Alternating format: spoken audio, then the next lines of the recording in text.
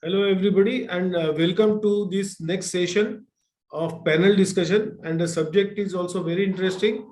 Uh, Effect of Russia and Ukraine war on Asian steel industry. And we have with us very eminent dignitaries and very eminent experts, I would say, on the subject. And I would like to welcome one by one. I would first like to welcome Mr. K.K. Pahuja.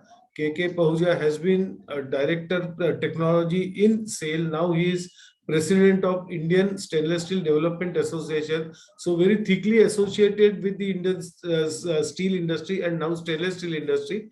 Welcome, Mr. Pahuja, for this session. I would also like to welcome Dr. Anil Dhawan. Dr. Anil Dhawan has been a veteran, also veteran in iron and steel industry in the country, and now he is spearheading the Alloy Steel Producers Association. He is executive director of Alloy Steel Producers Association. I welcome Dr. Anil Dhawan, and I would expect his expert views on this subject. And we have one very special guest from Middle East, Mr. Sundeep Rao. Mr. Sundeep Rao is Director Technical of Sohar Steel Group. He runs a steel plant in Oman as well as in Dubai. So I would welcome Mr. Sundeep and would specially request him to put forth his views on Middle East effect of this war on Middle East in direct connect with the region or Jordan region. So we have these three experts. Now coming to this subject, as we know now it is more than 85 days of this war between Russia and Ukraine. The problem was that last 1 or 2 years, and everybody was expecting that there will be some conflict between these two countries. Russia, especially Russia, had been denying that there will be any conflict, but finally the conflict started, the war started. Firstly, we all thought that it would be a very short war, and maybe in a week's time the whole thing will be over and all that. But to the surprise of everybody, the war has not ended yet, and it is continuing. In fact, it is continuing almost in all regions of the Ukraine. And in fact, for one of the bad news for steel industry is that it has also in the war zone is Azovstal iron and steel work of Mariupol, and it was also bombed, and now it has become a prime site of this war. So sad things happening on the humanitarian front. But at the industry front, we have to analyze what effect this unfortunate war will has been putting on our industry, especially in Asian part of the iron and steel industry. And that is why this panel discussion subject was selected. That we know we have seen that there is rise in almost all commodities, including the raw materials for iron and steel industry. There is rise in the energy prices. There is a rise in the logistic prices. And above all, I would see that such a war is likely to tilt the trade balance also between various countries and between various regions. And that would also include the trade of iron and steel industry. Meanwhile, China has somewhat cooled down. So all these effects put together, there is going to be a definite effect on India, on Indian as well as Asian iron and steel industry. So we are here to analyze what short-term as well as long-term, direct as well as indirect effect on steel industry from this Ukraine-Russia war. And what will be the first, for that we will have to analyze, we will have to see, we will have to estimate what is the future of this war. That will be the basis of all our analysis. So on this backdrop, I would like to start with Mr. Pahuja with his initial comment. I will ask all the experts with their initial comments, and then again we can discuss one issue by issue. So first, I would go to Mr. Pahuja. Mr. Pahuja, your opening comments on this subject. Thank you, Mr. Chandekar, and good morning again to all the delegates and my fellow panelists. See, the impact of the Ukraine conflict has been not only far-reaching, but also our perception has been changing by the day, especially for the steel industry. Initially, there was some kind of a feel-good factor because some 40-45 million tons of steel exports from these two countries was cut off from the world markets. And we thought that there will be a steel shortage and spurt in steel prices and the possible, greater export opportunities. But as you rightly said, as the expectations of a short and swift war have been now belied, an initial euphoria is now wearing off, and we are looking at more realistic expectations, which are really not very positive for steel industry as well as for the world economy. For stainless steel, it was always negative because these two countries were not major stainless steel producers, but they are importers of stainless steel. And therefore, that import to these two countries was also cut off. And that stainless steel is trying to find alternative markets. And resultantly, we are seeing a surge in imports of stainless steel flat products into India. What is even more worrying is the rise in the global inflation, rising interest rates, and especially the food inflation. There is now a fear of economic slowdown globally because of a combination of these factors, even leading to contraction in demand. I was just hearing, Mr. V.R. Sharma's, talking about the raw material prices being moderated and his projections of a more benign raw material prices. But I feel it will also have a cascading effect on the steel prices, which will also come down in tandem significantly. And steel demand may also get affected to some extent because government expenditure may be diverted now more towards food security and other social sector schemes. So some analysts believe that impact on the Indian economy will be felt mostly through higher cost push inflation, weighing on all the economic agents like households, businesses, and the government. So a prolonged war and even as fear of escalation due to Finland and Sweden joining NATO may damage the world economy significantly. And we are seeing our stock market has already got the winds of it. And we can see the kind of, crash that we are seeing day to day. So if second factor is that if Europe is finally able to cut off the Russian energy supplies, they will look for the same supplies from elsewhere in the world markets. And there, in that case, we can expect another spike in the oil prices. So, which will have further downside in the world economy. So there is a lot of uncertainty now at the same time with a negative bias. And we in the steel industry have to be ready for it. So with those initial remarks, I think I'll end now.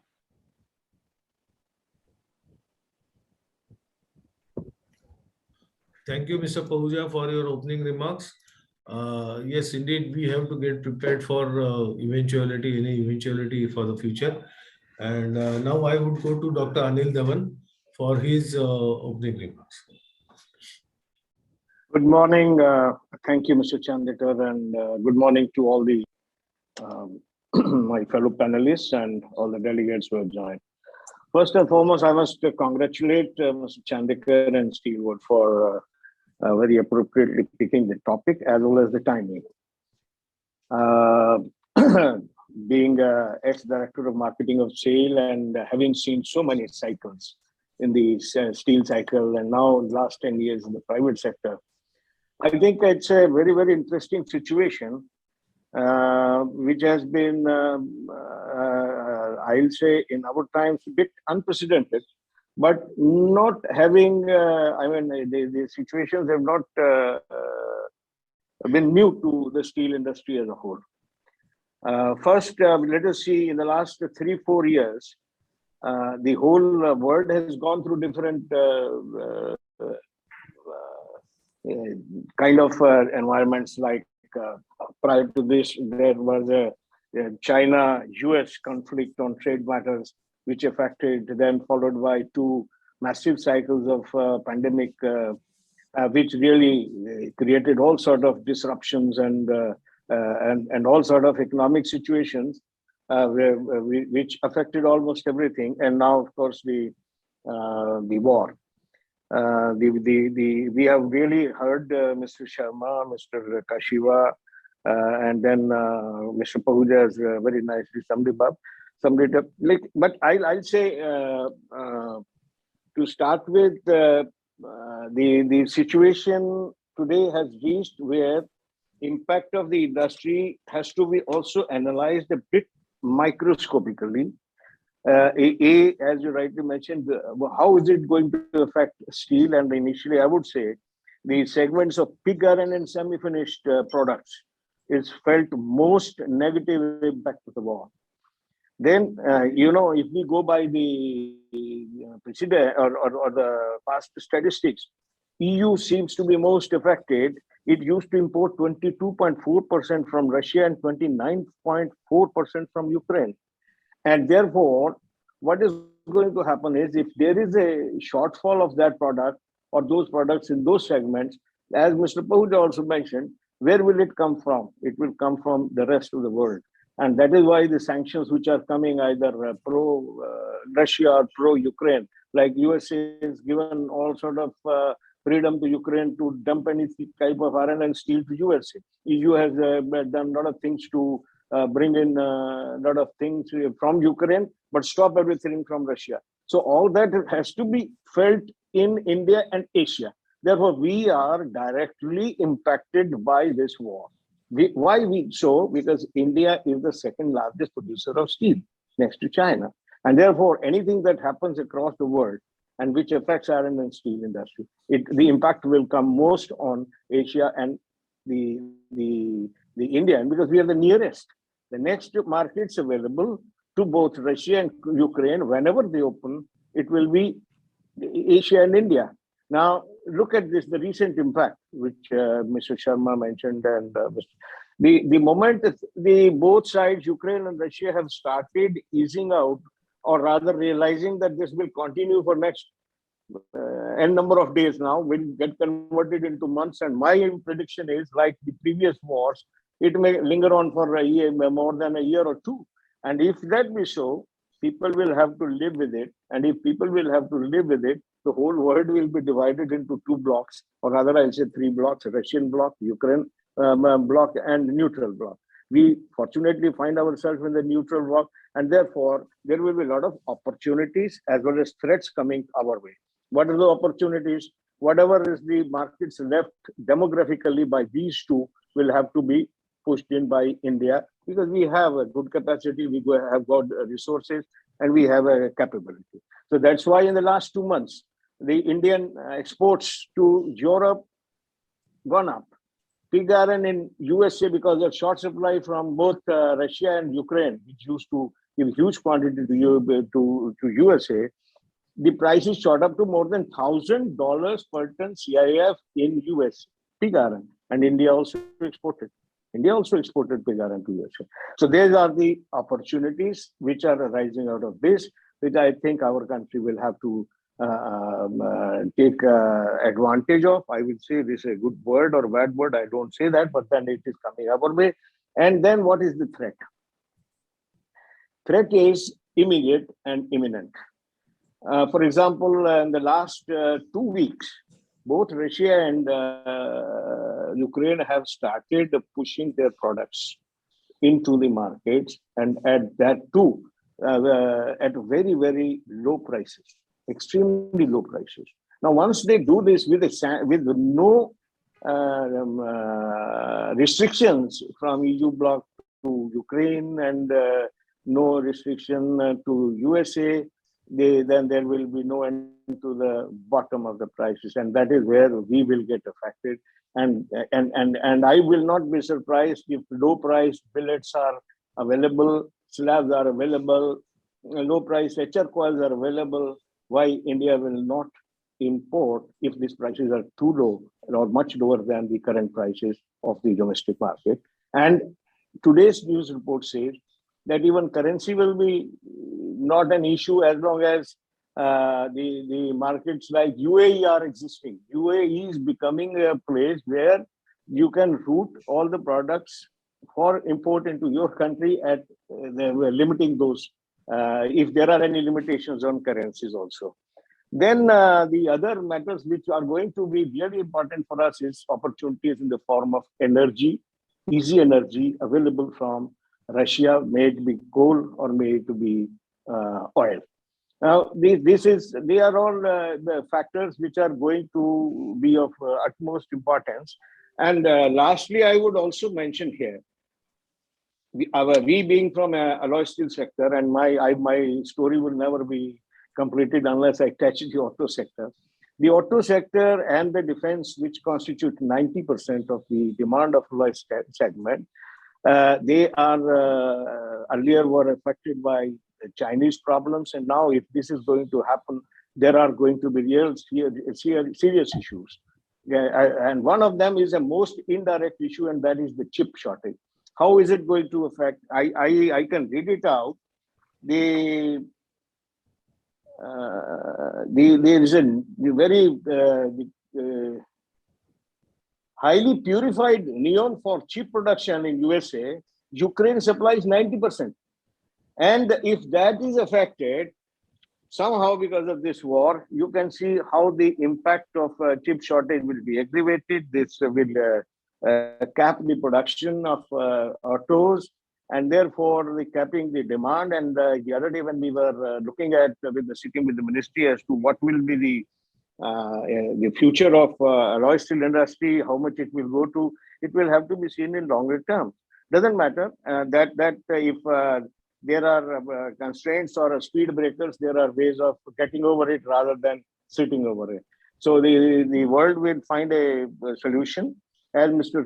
Sharma mentioned, we have to now live with it. The overall impacts, we will have to live with it. It is going to be 2 to 3 years. There will be enormous demographic shift in the trade of iron steel, because the 40% of steel is traded across the world. It will be divided into various blocks. UAE, like financial hubs, will provide solutions to the currency exchange disruptions. CIS and Russia ultimately will be, when the things cool down and they start rebuilding their nations. What Mr. Pahuja once in his mentioned that it was 40 million ton export in a year, it could be reverse. These two countries may be importing to build their own nations. And therefore, there would be another dimension added. And the energy impacts I've already mentioned. And if there is any issues which come up subsequently, we can discuss. Our steel industry is definitely going to not only see the impact of this war, it is also going to find ways and means to tackle it. And maybe there would be challenges, there would be certainly opportunities also. Thank you with this initiative.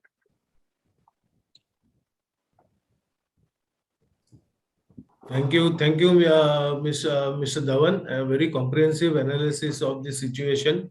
Of course, as you said, there are challenges as well as opportunities emerging from this war, and definitely India is going to get affected positively as well as negatively from this war.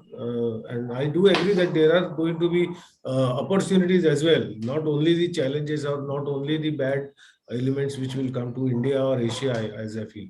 Now I would go to Mr. Sundeep. Mr. Sundeep, you are based in Middle East. Middle East is in direct touch with the war zone.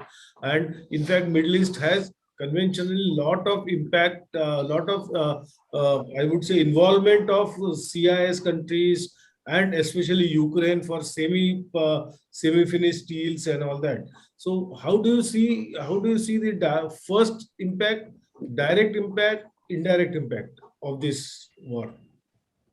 Thank you, Mr. Chandekar, for having this conference, and also thank you, to our my fellow panelists, Mr. Pahuja and Mr. Dhawan, and the rest of the people attending the conference. I'd like to start by saying Mr. Pahuja has given us a very good macroeconomic view, which I generally agree with, regarding the way the market is turning. And Mr. Dhawan has given a more sector by sector view. I would like to mostly concentrate on the immediate effects and what we are looking at in the next few months from our perspective, at least what we've seen. So what we've seen in the Middle East, let me explain, has been a market which for the last 2 to 3 years has been, and I'm specifically meaning the GCC and North Africa, has been somewhat in the doldrums. The reason being, of course, the oil prices were very low. And when oil prices are low, these economies do not spend much money on construction, on infrastructure, etc. And this affects the steel consumption throughout these economies. When the Ukraine, and in general, these areas, we have been more or less net exporter for last 2 to 3 years during the COVID period, and also due to these low oil prices. Now, once this war happened in Ukraine, we had seen a very sudden and very sharp increase in prices. Prices in a local market in GCC countries went from around $600 to $900 for long products, almost in a week or two. And I think this is reflected globally, that we have seen this in a lot of places around the world. However, I would like to make a distinction between what has been happening in Asia and Europe. We have seen something a little strange, which is something we have not seen in the past, which is I would say a way of describing it would be east of Suez and west of Suez.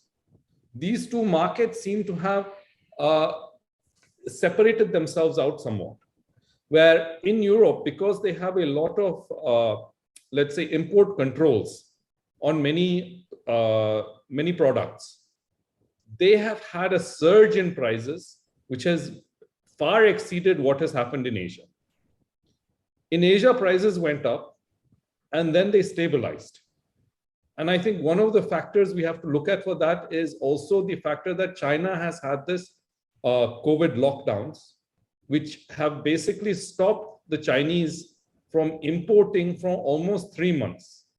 The semi-products market, finished products market, for semis in regionally, I'm talking about within Asia and Middle East, is around 30 million tons per annum, out of which almost 15 was being imported by the Chinese for last 2 to 3 years. Suddenly, the China stopped buying any of these products. Because of the Ukraine war, we had an expectation of increase in price and prices went up. But now we are seeing, let us say, the flip side of that. And the flip side of that is that already much of the Russian product has been rerouted to Far East ports, because even though Russian steel products are not sanctioned, the European banks and Europe does not want to touch them. So these have to find another home. So they have ended up in the Far East ports near Vladivostok, being shipped out into Far East markets. Then what we have seen is the Iranians have not been able to ship their goods into China because of the Chinese lockdowns and lack of demand in China. And this material has also started to affect the market recently. In the case of Turkey, which is, yes, it is west of Suez, but it has a large effect on scrap market. There are large restrictions on Turkey to export both to Europe and to the US, which have not been lifted. Therefore, though there was a surge in scrap prices, the Turks were not able to pass these costs on to their final customers. And now scrap prices for last 1 week, 10 days have been plummeting and continue to plummet. And I spoke to some of my friends in Turkey, and as per their words, they do not have any orders in hand and they do not know where to sell for next few weeks, which is why we have seen, I think yesterday, the very strange phenomena, which has not been happening for a number of years, of India importing scrap cargo. So what this leads me to believe is that for the next few months at least, while China remains in lockdown, we will continue to have a negative effect in the market here. Hopefully, once China gets out of their lockdowns and over this COVID, and we cannot predict how long that will take, they have a huge stimulus which they want to spend, and that may pick up the market for some time to come. But in the short term, I do not see that there is any big uptick in Asian market and particularly Middle East market. With that, the last few comments I would like to make is that though this is a short-term prediction, in the longer term, what we are seeing is due to the higher oil prices now, and assuming they remain high for some time due to the Russian-Ukraine situation, we will see after 6 months to 1 year, increased spending in Middle East in infrastructure and other projects because they have the funds, and that should support the market in this region. Thank you.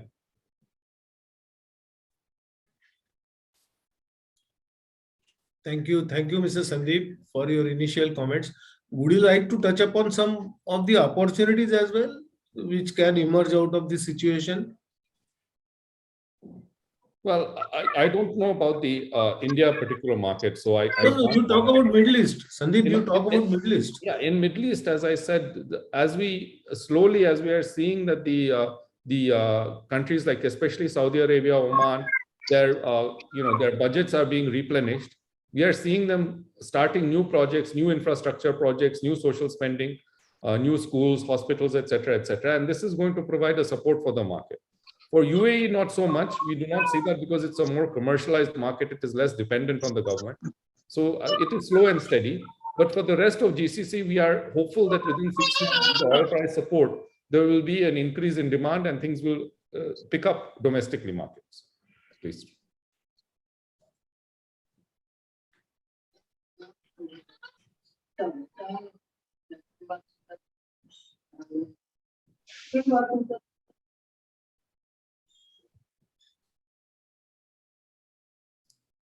Yeah, with these initial comments, thank you, Mr. Sandeep. We move ahead. Mr. VR Sharma, you want to make any comment at this juncture? Sharma sir? No, thank you. I agree. Yeah, can you hear me? Yeah, we can. Yeah. So I agree. Whatever Sandeep ji has told, yes, I agree. The situation in Middle East is like that. Today, Sir, it's your very video is not on, I think. Okay. Yeah. Yeah. So the market is, as he is right, from $650, all of a sudden market got up to $900, $950. Actually, the impact of Ukraine and Russia, that was, marketed very badly, and it has adversely impacted the world economy. Maybe the few countries they have gained, but in general, the rate of inflation and shipping costs, because the shipping cost, if you see, there used to be a damage of about $8,000 to $10,000 a day, which has gone up to $30,000, $40,000 a day. The freights have gone up, like from South Africa to India, the coal freight used to be about $20, $21. It has gone to $55. From even for the Cape size, this has gone to double.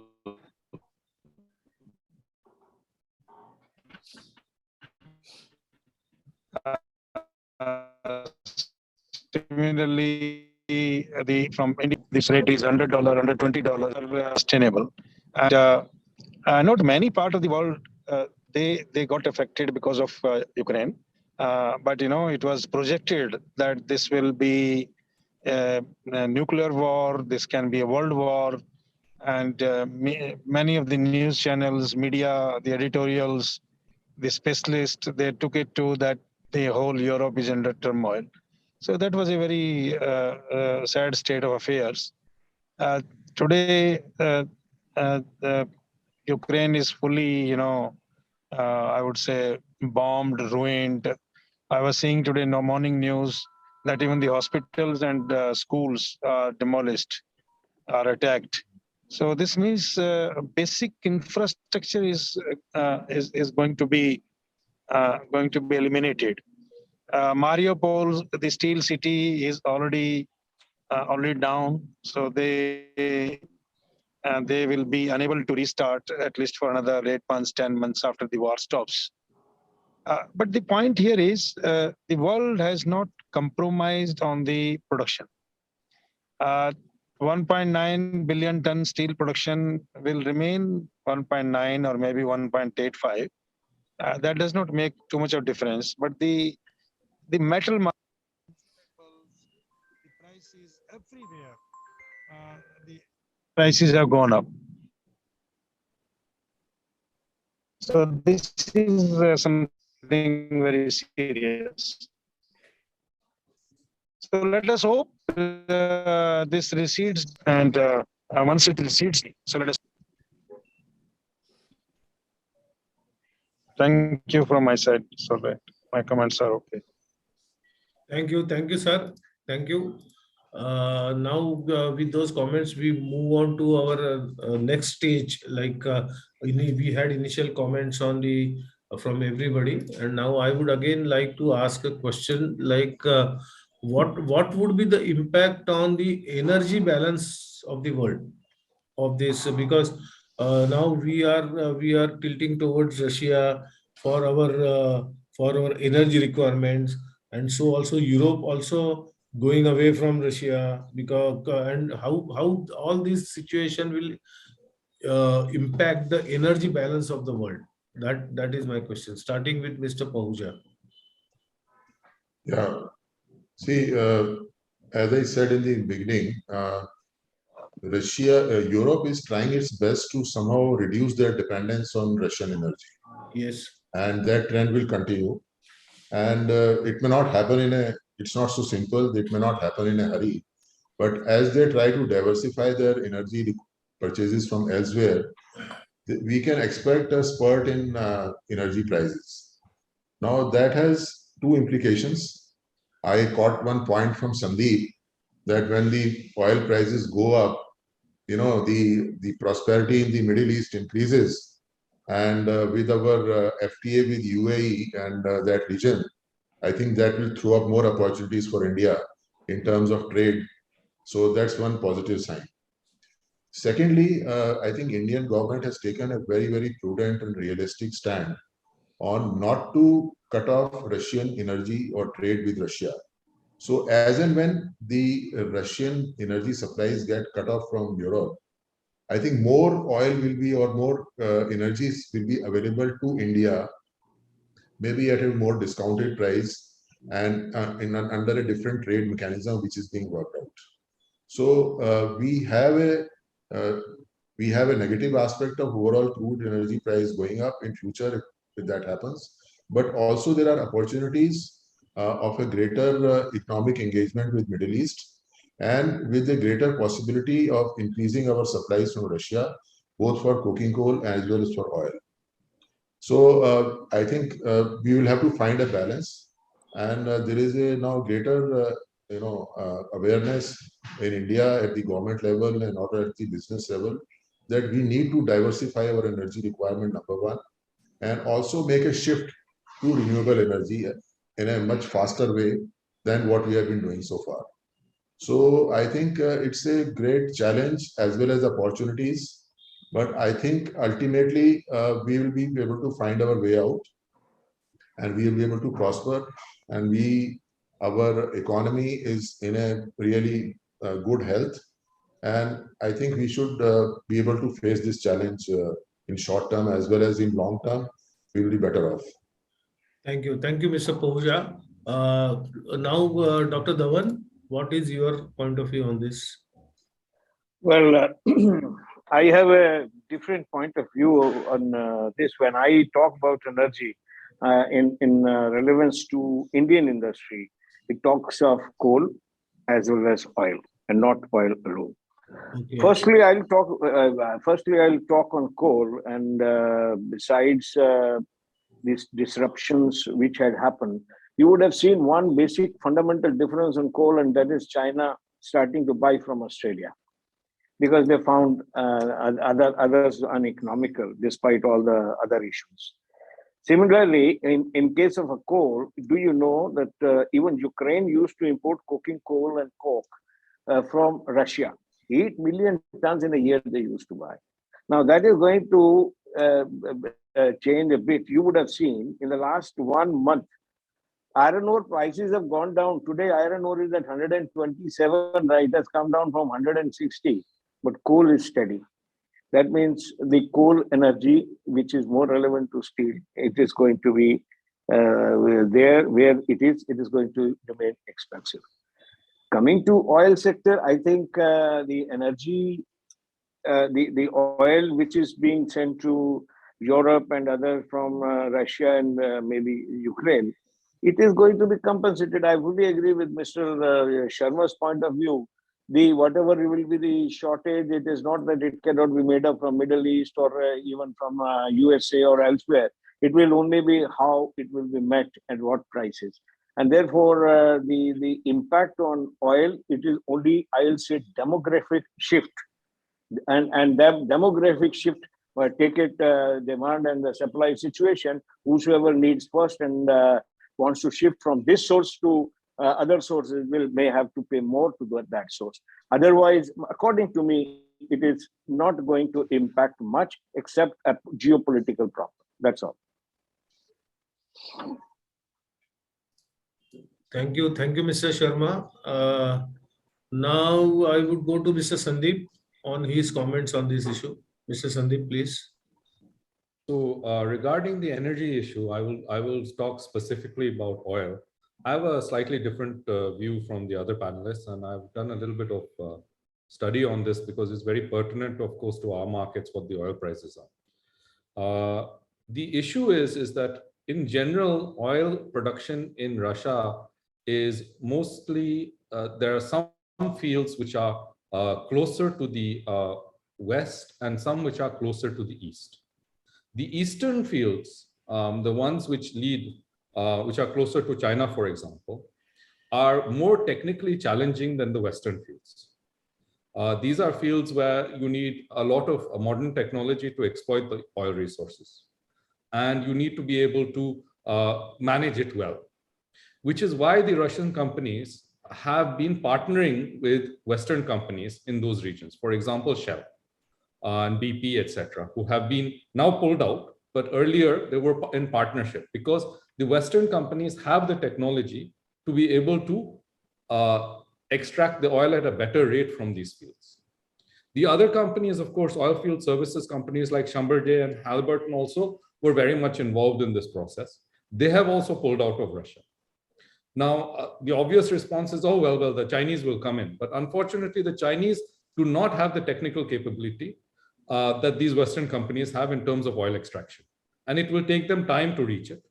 And even by rehiring some people, etc., it is not that simple to employ these kind of highly technical people in these areas, especially in the Siberian fields, which are towards China. So I believe that oil production there will start to come down. And so, the Russians will not be able to so easily, make up for their oil exports, and probably it will start dropping towards Far East.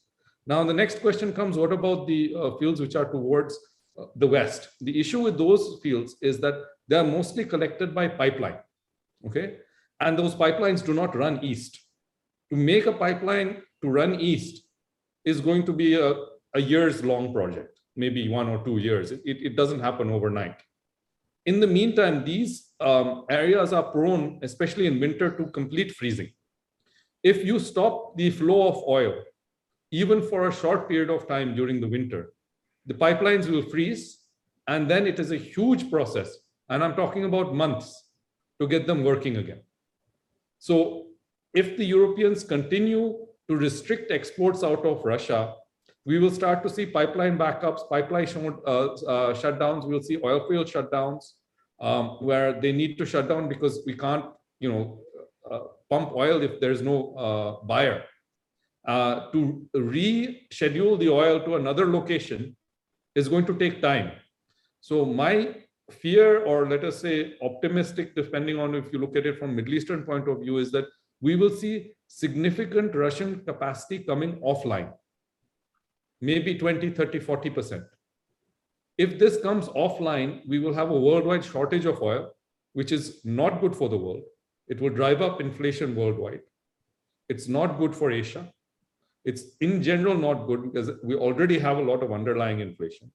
But it is beneficial to the Middle East, especially the GCC region.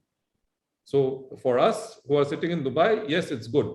But generally for the world, it's not good. And unfortunately, I believe that will impact steel demand also worldwide because people will have to spend more money on energy, oil, and other imports due to inflation from oil-related subjects, and therefore they will not spend as much on infrastructure, construction, housing, etc., and it will have an impact on worldwide steel demand.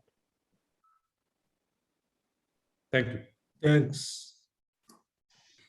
Thanks, Mr. Sundeep. Very good analysis. I would like to invite comments on this from Mr. Pahuja and Mr. Dr. Dhawan, if there are any. Otherwise, we will move on to the next point. I would like to just put your point forward, what Mr. Sundeep mentioned. And that is, I think you are also in line with one situation that if this war prolongs and if the supplies from these two countries are offline, automatically the demand gets shifted. Demand, wherever it is, will shift their sourcing from another source. And that is what I also mentioned. It may be Middle East, it may be other sources like US. US is also having good oil. Now, question is, now the capable OECD and others, they have already been controlling this. Very, very clearly, they have been controlling the prices through production curtailment. If this be so, will they not take the situation? Yes, steel prices have also gone up because of disruption in chain supply. It has hit where it is. You can't control this. The demand supply situation, but what Mr. Sharma mentioned, that is very important. And that is the overall production of steel will not go down. And similarly, I would stand by what Mr. Sharma mentioned, irrespective of what was coming from Russia or Ukraine in form of energy, will be made up by other sources, and demand and supply will come. And I also agree with Mr. Sundeep that there is going to be a demographic shift of supply chains. Now, this cannot be undermined at all. India as a country, when we were depending so much on auto components, that our whole industry in India was totally paralyzed when China went into pandemic and we had to stop supplies. And what happened? We created, and we want the auto component to be manufactured in India. Indian government has already flagged chip production with the joint ventures. So the necessity, as it will happen, the over-dependence, I would underline one point, overline on supplies from Russia and Ukraine will go down in the next 2 years. And that is where the balancing act will come. Thank you. Thank you, Mr. Thank you, Dr. Saab. Mr. Pahuja, you want to make any comment on this, or shall we? Yeah, I think 2 points are coming out. One is, as I said, another spurt in the oil price is, in my opinion, inevitable as the Russian supplies come down, as I said before. And so we have to be ready for that, number one. Number two, as far as steel production is concerned, I have a little different view, because Ukraine and Russia together used to produce about 100 million tons of steel. And out of that, maybe 30 million tons of Ukraine, where the steel plants have been devastated. And even the Russian production will get affected. And therefore, the global steel production is going to be affected. As far as China is concerned, if we see the last March steel production in China, it was negative with respect to the last March of last year. And because of the COVID-induced shutdowns, the production in China is also slowing down. So it's, unless, countries like India step up production significantly, and today out of a capacity of 150 million tons, we are already producing 120 million tons. So in the short term, there is a very limited scope of raising production in India also. So there may be, maybe the production will remain flat or marginally come down globally as far as steel production is concerned.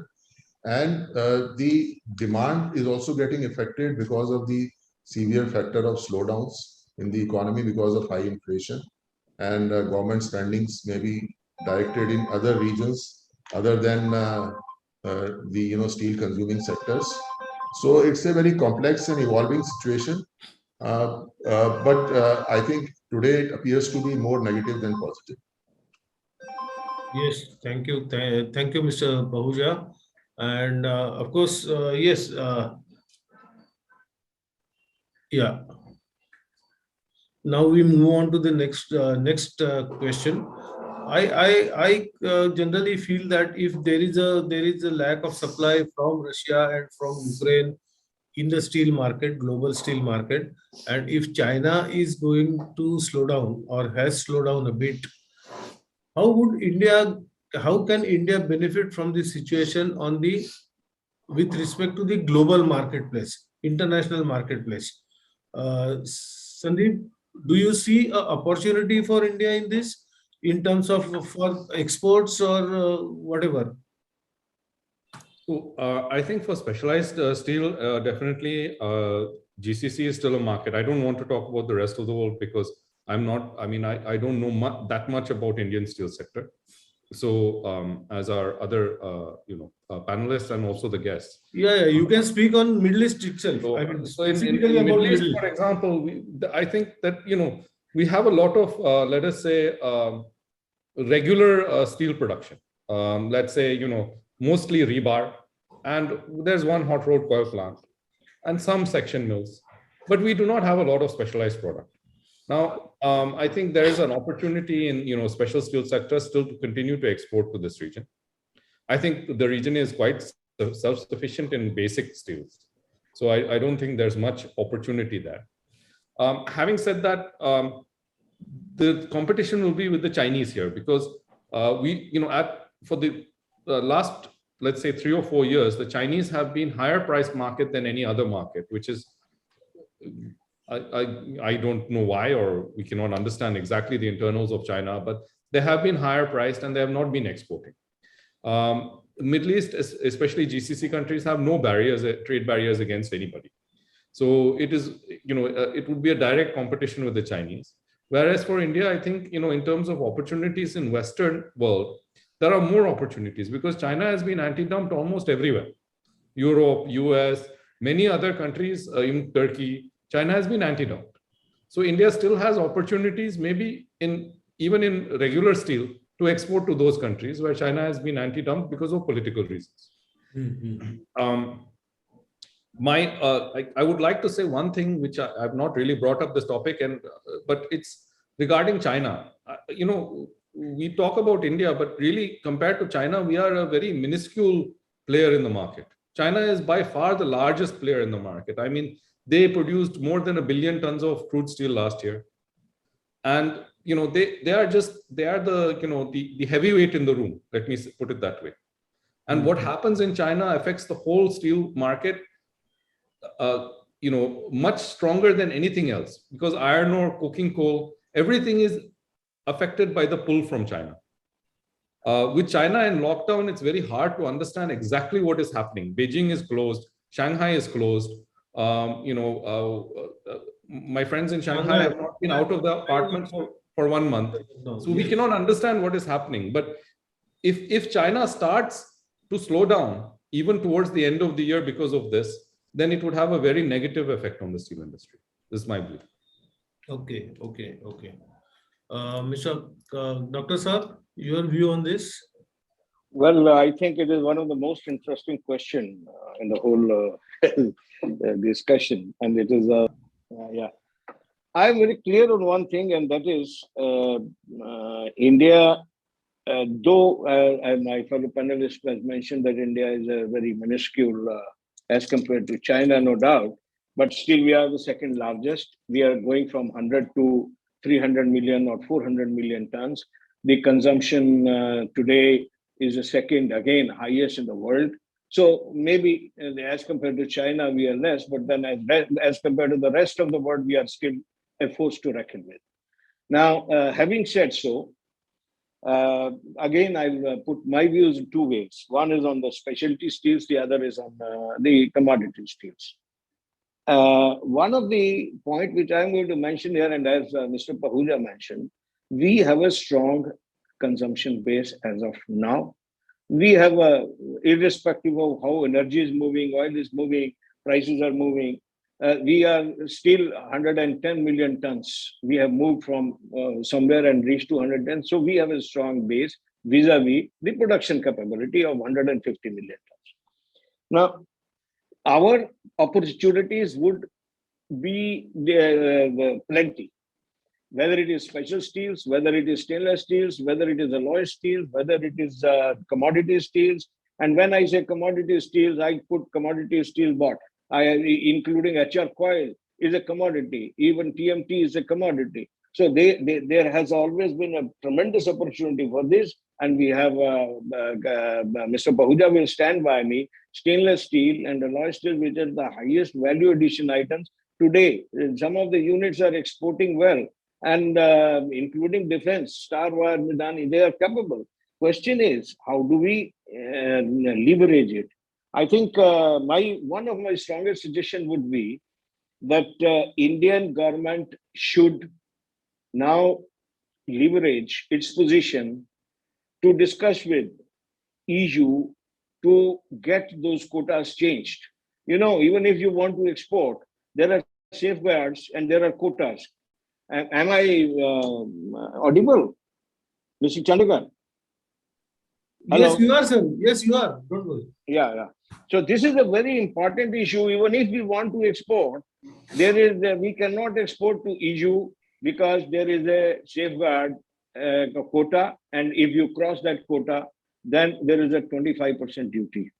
Therefore, the opportunity is there, but this cannot be converted into a hanging fruit unless the government goes forward, discusses with EU, and explain it to them that while you are doing so many things for others, why with India you cannot increase the quotas? They need the steel. You know, there is no slab available today for most of the re-rolling mills in Europe because the slab used to come from both Russia and Russia. Yes.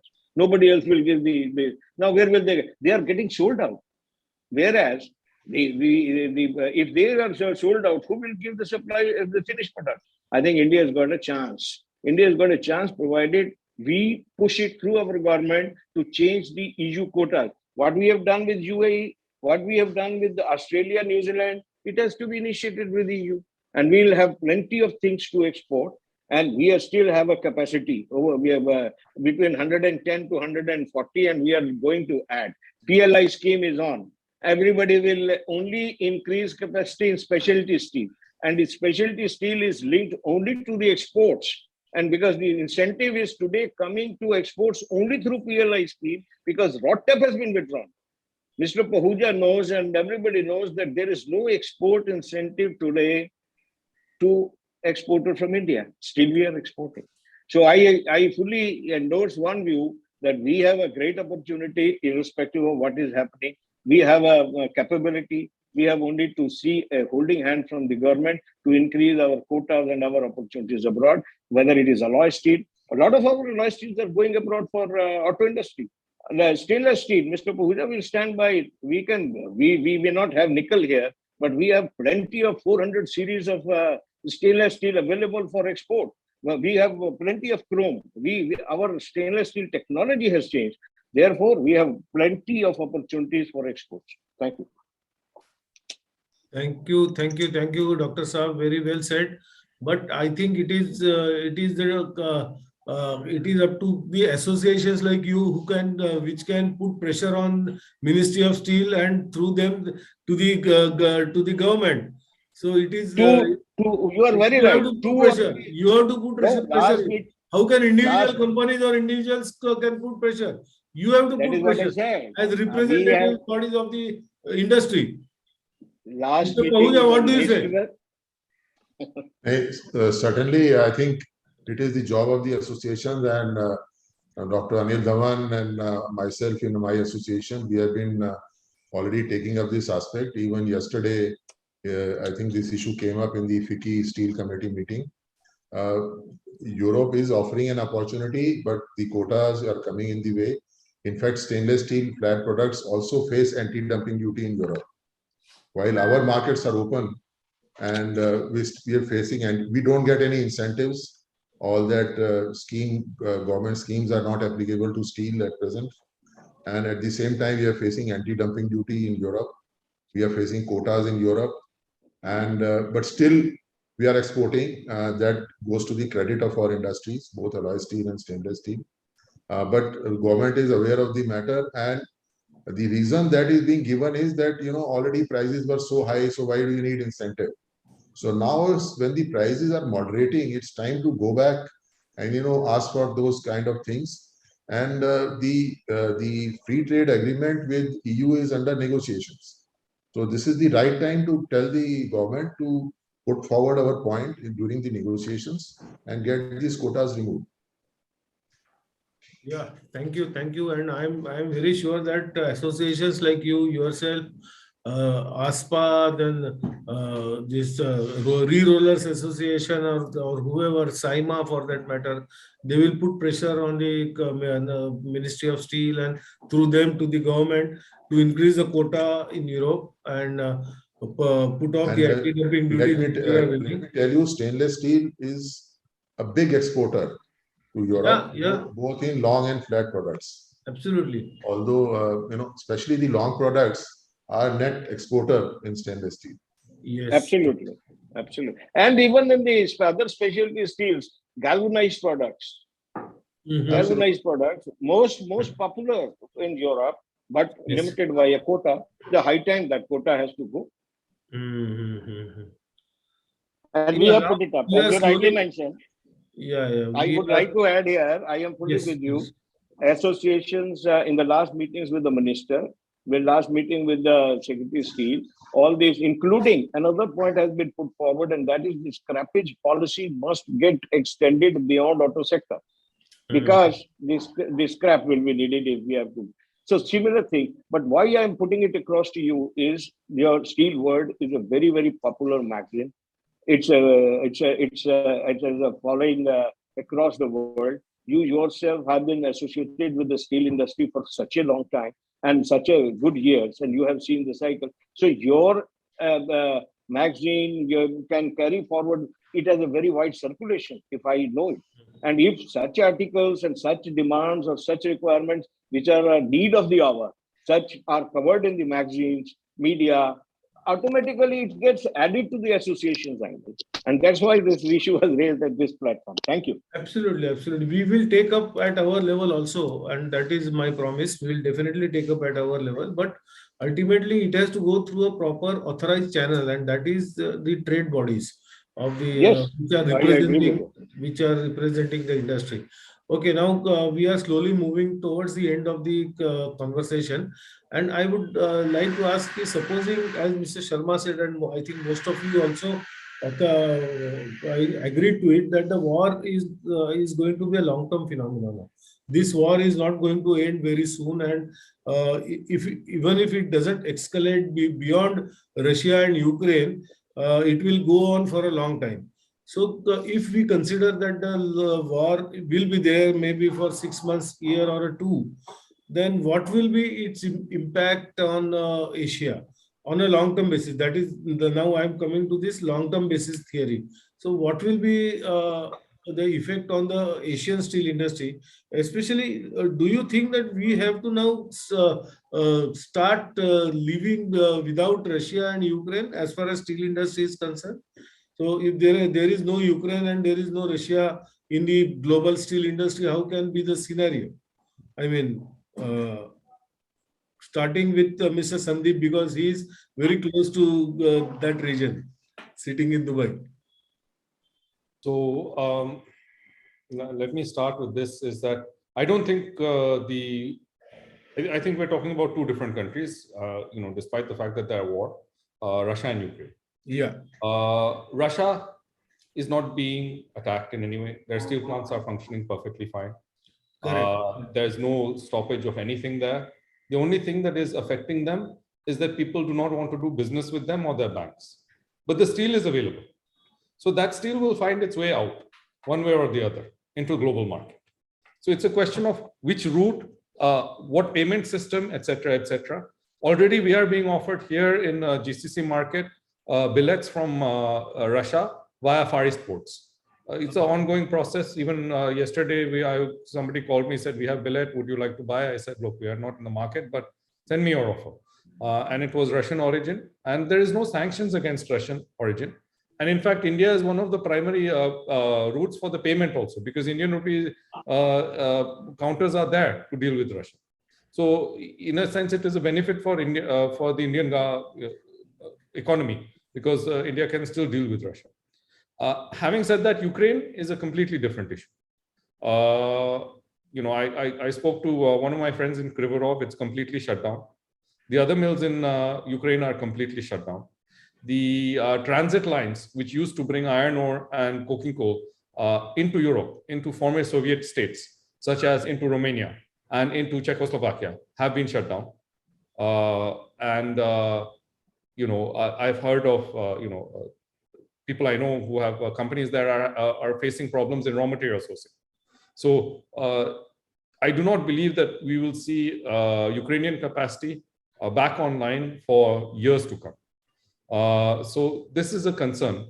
Having said that, capacities are always building up in the rest of the world on a continuous basis. I mean, it is never that the steel industry is not adding capacity, whether in India or anywhere else.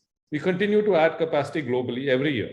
So to what degree this will have effect on global shortage or a surplus, I'm not very certain that just Ukraine by itself can affect it.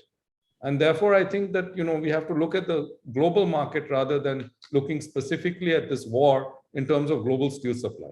Having said that, as both Mr. Pahuja and Mr. Dhawan were saying, and Mr. Sharma, the flow of steel and the flow of other associated products like iron ore, coking coal, etc., will be affected by the politics. How that will go needs to be seen in future. We do not know how it will pan out, but it will definitely be affected. In fact, that is my last question, but I will come to it later, that how geopolitics is going to affect the steel industry. It affects, geopolitics always affects the flow of material and the trade balance of the all industries, including the steel industry. But that we will come as a last question. Now, Mr. Pahuja, what is your reaction? See, as you rightly said, the global steel production is getting affected. The trade flows are getting affected. But as far as India is concerned, we only want to see that our internal consumption doesn't come down. The growth that we are expecting, at least 6-7% growth in steel consumption that we are seeing should continue. And that will continue on the back of government spendings. So government spending, our government has announced a huge program for infrastructure. That should happen. That should be front-loaded. And it should not get affected either because of fall in government revenues or because of government expenditure being diverted to other maybe more pressing requirements. So if that happens, at least the Indian steel industry would continue to thrive and grow. And there is the industry is now deleveraged, and therefore the investment cycle has already started, and we'll gradually be seeing the capacity build-up coming up in a big way in next 3 to 5 years. So unless the demand also grows in tandem, maybe we'll have a problem down the line. Now, as we have rightly said, we were talking about the export opportunities for India. Yeah, now I'm coming to export opportunities. Yeah. We have already talked about Europe. That is going to be a major market for India once it is vacated by the Russians, and the Ukrainian steel plants in any way won't be in a position to supply because of the damage caused to them. So that is one market we have already talked about, and must bring it to the notice of the government during the ongoing, European Union FTA negotiations. Another thing which should follow is also the US market. Because US is also a big importer of steel, and they have been importing from China in a very big way. With Chinese steel production slowing down, I think there is an opportunity, and I think after EU, the next FTA negotiations will probably take place with US. It has been in the pipeline during Mr. Trump's time. Somehow it is not happening because of certain contentious issues. But I hope that sooner or later, we'll have some kind of a trade deal with US also. So that is going to be another good market for Indian steel. So we should continue with our capacity build-up programs, focusing not only on the internal consumption, but also on the good, lucrative export markets, both in the Middle East, Europe, and then later in US. Thank you. Thanks, Dr. Saab. Thank you once again. I think Sundeep has touched upon a very important issue that we should look at Russia and Ukraine as two separate entities. While Russia remains in the market, remained in the market, it was only facing sanctions.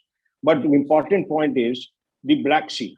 The Black Sea having been totally frozen right now, the ways of exporting also has to be seen. So Russia will come full swing the day Black Sea is open, because their production has never been affected. And when I say full swing back into the market, you see, once they start production, they will try to cover up what Ukraine also has vacated. And I have started in my initial comments. I think the cheap steel would be available from Russia very soon, as soon as the things cool down, or as Mr. Sharma mentioned, everybody mentioned, the world today is likely to see the way the war goes on. People will say it is another national event. Even the media will stop giving the news. So question is Russia coming back with the full swing, even to China. China is also importing a lot of material. Today, China is buying billet and slab from Russia, nearest market. So that is not affected. In fact, that is going to affect the steel prices right away. One of the major reasons of prices falling down right now is because of the Russian steel available at cheap prices. The people have only stopped buying because they are trying to look at what is the bottom. Otherwise, demands have not gone down. Second, Ukraine, as everybody knows, Ukraine is a country which is devastated. More than what is required to when they will start production, that is one thing. As I mentioned in my opening remarks, Ukraine will need steel for next 5 years to build its infrastructure and themselves. Who will give that steel is a question. Therefore, that part, Ukraine coming in the market will take some time. In fact, it will require steel. Where from it will come, we'll have to do. As far as our opportunities are concerned, I think I have dealt with it in my previous remarks. There are plenty. We are a growing nation in the steel. We would certainly get opportunities. We'll have to, as Mr. Pahuja mentioned, all of us now are working towards getting our regulatory matters resolved with the government, may it be in the form of incentives, may it be in the form of PLI, may it be in the form of even government. Tell me one thing in India, other than coal, what are we lacking in steel production? I think for any commodity steel, the rest is all available in the country. Now, power, if it is expensive, or if the iron ore has gone expensive, if the scrap generation needs more impetus because we have to make more of green steel, it's all within our capability to grow and take advantage of the situation. Thank you, Varun. Thank you. We are slowly moving to the end of the conversation, but I cannot. But I want to ask one last question. India is taking a position that we need to have our energy requirements from Russia, and so we cannot break our ties with Russia. Of course, that's a very valid position. At the same time, we have very good relations with the USA and NATO allies, and recently our Prime Minister also had gone to Europe and had meetings with German, with Chancellor, with Mr. Macron of France, and all others also. So, do you see after this war, or after, say, maybe this war continues for a long time, do you see a different alignment of the world geopolitics? And how, if you see a different alignment, will that affect steel industry? I think I don't know how to put it more transparently or more effectively, but this is my question. Are we going to see a different world alignment of geopolitics post this war? And will it, in what way it will affect the Asian steel industry? The last question. Certainly there will be some alignment, but as far as India is concerned, I think Indian diplomats have coined a new word, which is called multi-alignment. So it is not non-alignment, it's multi-alignment. Okay. So that is the new policy. That means we'll do business with everyone who is willing to do business with us in a fair and free manner. And this is, I think, so we will not, because of geopolitical reasons, cut off from one to do business with somebody else. We'll do business with everybody else, and leveraging the advantage of India as the fastest growing economy, not in this region, but in the entire world. See, so I think the government is aware of our strengths and our bargaining power and our leverage that we offer to the world, and they are going to take the advantage of it and do business with anybody and everybody, whatever is in national interest. So in steel also, this policy is going to help us, and I think it's overall going to be a new growth story for steel in the next 10 years in India. Actually, I want to make all of us recall the situation in 2008. 2008, what happened? There was a global meltdown, financial meltdown, if you all recall, and that was the time when Indian economy was doing exceedingly well in comparison with the rest of the economies in the world, and that was the first time where the world investing community caught their eyes on India. Oh, this is one economy which is growing in spite of the meltdown all over the world. So India, in a way, was benefited out of that meltdown in terms of perception and in terms of also investment in coming years. So are we in a similar situation that India ultimately will gain something out of this whole crisis? That's what I wanted to ask. Mr. Pahuja, you want to respond to this, or please? Certainly, as I said, our position as a stable democracy, as a fast-growing economy, we are building our economic strength in a very big way to leverage our position. We are using the economic power in the diplomatic arena to bargain a better deal for the country.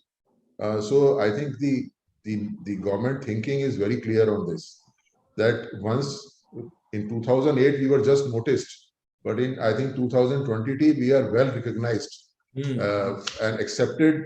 Our acceptability of the Indian economy, Indian political system, Indian economic system is much better than what it was in 2008, and I think we'll take advantage of that to grow. Thank you. Have we become more prominent geopolitics player also in the world during this crisis? Absolutely. You can see that there is a queue of world leaders coming to India to convince them to their viewpoint. So that itself shows. And the kind of reception that Prime Minister got in Europe, in spite of taking a contrary geopolitical view than the European countries, and still engaging with them in a very, very meaningful way. This is kind of which is a path breaking or a trend which has never been seen before in Indian history. Yeah. State Secretary of US, Prime Minister of UK, then External Affairs Minister of Russia, and who all? I mean, all area of leaders, world leaders, they came into India, and that's how I felt that the Indian position in the global geopolitics has improved to some extent during this war. Dr. Dhawan, what do you say? Well, to start with, let me share with you, India is totally integrated with the world economy. It is not 20-25 years ago, we were isolated and we were protected. Today, India is a totally integrated economy, and therefore, anything happening across the world will directly, indirectly affect us. And therefore, in 2008, if you see whatever the meltdown was, the Indian companies suffered very heavily. In fact, most of these bad debts which have come up is post 2008 only. But resilience and internal strength of the steel sector in India, the fundamentals being strong, raw materials being one of the advantages. Therefore, irrespective of its integration and the impact coming, the industry, steel industry will always come up strongly. And as Mr. Pahuja mentioned, I'm fully with him. I thank him for sharing that multi-agreement or rather than non-alignment, multi-alignment. That's That is a good word. That's a good word, and I'm going to use it. I hope you don't take a patent for this. And so that is one part that we have seen cycles. So every cycle is unique, but then cycle of going down and up brings more strength and learning. Having said so, we will have a short-term impact as well as a long-term impact, and we are already seeing the short-term impact on the prices. If it is coming down, it is coming down because of the international prices, and there is a pressure on Indian mills also. Otherwise, the demand situation in India has not gone down very badly as of now. But prices have started going down, and that is because of our total integration. And secondly, this geopolitical situations, irrespective of, as I think yesterday I was hearing Baba Kalyani in CII's conclave and Mr. Narendran in his concluding speech. See, we are such a force to reckon with as a nation. Any tremor anywhere in the world is felt by us, and similarly, the biggest strength with us is the market of 140 crore people. That is what is being looked at by the various political leaders. It is not anything else. They see this 140 crore people as a market available. If Russia goes out of their hands, China goes out of their hands, Ukraine goes out of their hands, they look it as an alternative market. And that is our strength, and that will carry us forward for next many years. And that is why the vision, and that is why the government's vision, that is why the national vision, what we are talking about 2047, that, well, whatever happens, we have resources, we have demand, we have to increase the consumption of steel. So we'll grow definitely, irrespective of what happens. Thank you. Thank you, Dr. Saab. And now, Sundeep, your final views. So I probably have a little bit of a more, let us say, I would like to keep India in context of the rest of the countries, but I have a little bit of a more of a negative view of the global situation. Let me put it, the way to put it is that I think Donald Trump was not a cause, he was an effect. Okay. The US politics has been moving in a direction of disengagement with the rest of the world, and more so every year. Whether it is pulling out of Afghanistan, whether it is pulling out of the rest of the world. NATO, even, they have not put any troops near Ukraine. They will not put any troops in Ukraine. It's a great proxy war for them. But I do not see the US, I see the US slowly disentangling themselves from world affairs more and more. What happens with that is that we basically, as you know, the US is the biggest proponent, was the biggest proponent of free trade.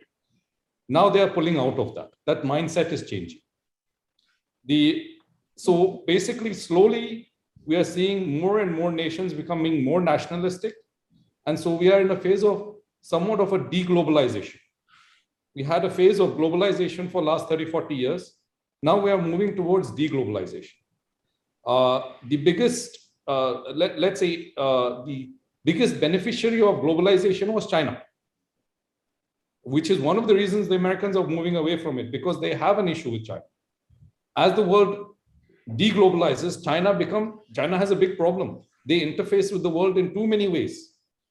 India, in a sense, stands to benefit from this, because Indian economy is much more insulated from the rest of the world.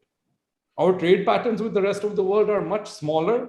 We are much less dependent on the rest of the world.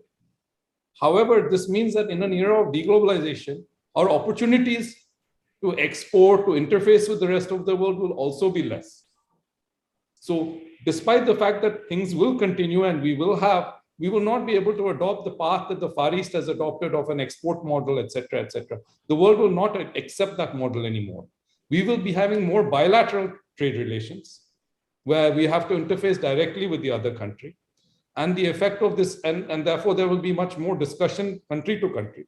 My belief is this globalization phase is almost over, and most of the Western world, the people, let us say the workers have found that this is badly affected their income. They don't want it. And so if you don't have export markets, who do you export to?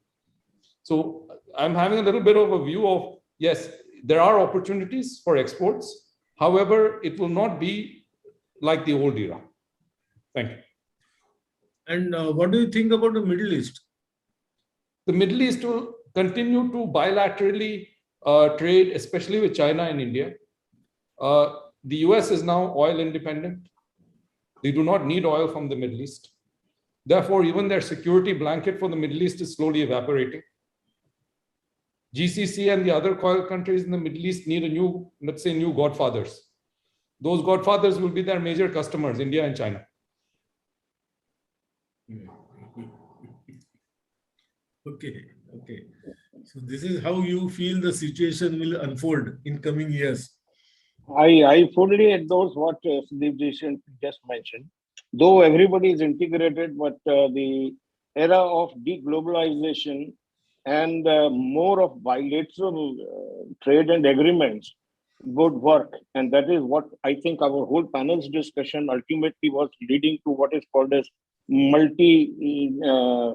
that, Mr. Pahuja, again. Multi-alignment. Multi-alignment. So multi-alignments, and that is the shift of demographic trade agreements change, which is envisaged in the next, and that will be the fallout. Maybe whether it was because of China earlier, maybe because of Trump earlier, whatever make the cause, the effect would be more of a bilateral trade agreements to push the trade. That's it. I think let's close down unless somebody wants to make any. Yeah, please, Mr. Pahuja. I think any discussion on my industry, stainless steel, is not complete without mentioning Indonesia. Okay. When we talk of steel, we talk of Russia, we talk of China, we talk of so many things. But as far as stainless steel is concerned, new devil in the detail is Indonesia. Okay. Indonesia means the Chinese companies who have set up capacity in Indonesia for stainless steel. And I'm sorry to inform you that Indonesia has displaced India as the second largest stainless steel producer last year on the back of huge Chinese investment in that country, which is all for exports. See, Indonesia doesn't have its own domestic demand, but they are producing almost 5 million tons of stainless steel and exporting it around the world, including India. So that is, I would say, a new challenger, which is not noticed by rest of the steel industry, because probably the smaller size, 5 million ton doesn't matter in, 1.9 billion tons. But this is what matters a lot as far as stainless steel industry is concerned. And the second point is about nickel. The Russian war has, gave a big spike in the nickel prices, which have, of course, moderated to some extent. But India, not having any nickel resources, is always vulnerable to nickel prices, which are much more volatile than any other, commodity that you can think of. So these are the 2 points for final from my side. Actually, one point. Sorry. Yeah. Anybody? I wanted to respond to Mr. Pahuja's point. Yeah, of course, please. yes. Well, he made a very important point of Indonesia emerging as the second largest stainless steel. It just gives me an idea, and I would like you to throw light on this, Mr. Pahuja. Many of our Indian steel manufacturers have done JVs and have done investment abroad, including Jindal Stainless having put up a plant in Jindal Shadid. Can we think of, if Indonesia is a point where the stainless steel can be made, can JSL think of a joint venture at Indonesia and avoid this kind of a unhealthy competition? See, I cannot answer on behalf of individual companies' business plans, but the key lies in, I think Jindal Stainless has only a cold rolling mill there. The real game is to capture the raw materials, nickel and chrome resources which are available in that country. And you know that Chinese, the company which is there, that company is known for its, I would say predatory business practices around the world. And in fact, the crash in the the nickel on the London Metal Exchange was also induced by that particular company only because of speculative trading. So they will do any kind of business practices probably which Indian businesses do not like to do in that way. And I'm told it is also a unit which is backed by the Chinese military. And it is the largest stainless steel company in the world, putting Indonesian and Chinese capacity together. And it has a huge backing of the Chinese government and Chinese military. So this is a different ball game altogether. There is many things under the surface which probably we cannot understand what happens in China or what Chinese companies do as a business practice. Yeah, maybe. Yes. One more point we forgot, or I think I forgot to mention, is lithium. I think the area which is disputed between Ukraine and Russia has got a lot of lithium reserves, and that is said to be one of the reasons why Russians are keen to have hold on that area. So and lithium being the prime material for EV batteries and all that we all know that story. So is anybody wants to throw some light on this issue? Sundeep, you have read something on this? Lithium, I don't have any idea, but I would like to comment on Mr. Pahuja's last statement regarding this being, on the capacities being set up in Indonesia and other places. It's not just stainless steel. There's been capacities in billets, and rebar and wire rod also set up in Indonesia and Malaysia by the Chinese. Chinese government and these governmental entities and steel companies have a practice of just throwing capital and seeing what sticks. Our companies in India are commercial entities who are looking at profit and loss. And for them, everything is calculated based on economic variables. For the Chinese, they look at it as a political action, sometimes just to move into another country. We have seen them do it with other countries with their Belt and Road.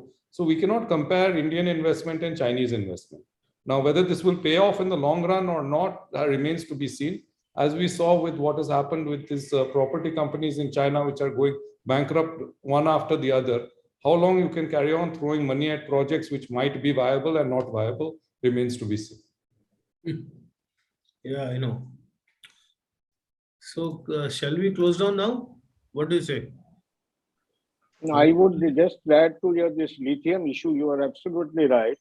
Lithium is one part. There is another part, and that is because of the closures of the various mills, steel mills. A lot of gases used to be there, and byproducts used to be there, on which whole of the Europe and even USA and many Southeast Asian countries were also dependent on.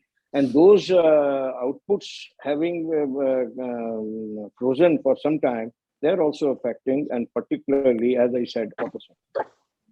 Yeah. So thank you. I think now we are almost done. We are now done with the time also.